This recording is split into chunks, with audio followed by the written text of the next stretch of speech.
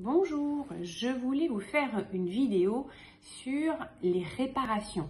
C'est-à-dire que quand votre enfant fait une bêtise, un méfait, ce que vous voulez, il va falloir trouver quelque chose pour montrer que ça ne convient pas et qu'il faut qu'il répare.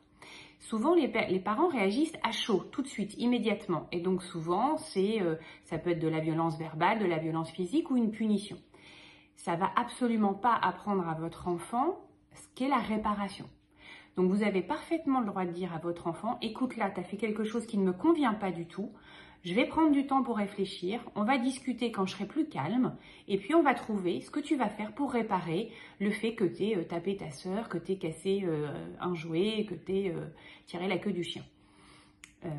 Et donc, vous allez vous calmer et vous allez prendre le temps, un moment où l'enfant est de bonne humeur pour dire qu'est-ce que tu pourrais faire pour pour réparer ce que tu as fait à ta sœur, ce que tu as fait, voilà. Alors, voilà, essayez de trouver un chemin entre vous deux, chacun un pas vers l'autre pour trouver ce qui va réparer le fait d'avoir frappé sa sœur, d'avoir cassé un objet que vous aimiez beaucoup et il l'a fait volontairement.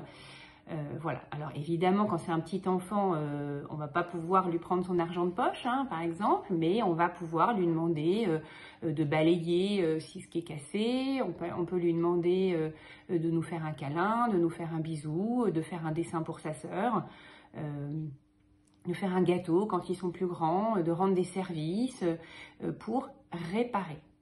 Donc on commet un méfait, une erreur, une bêtise, un acte volontairement, ça peut être un acte volontairement pour attirer l'attention ou pour faire, voilà, et on peut réparer.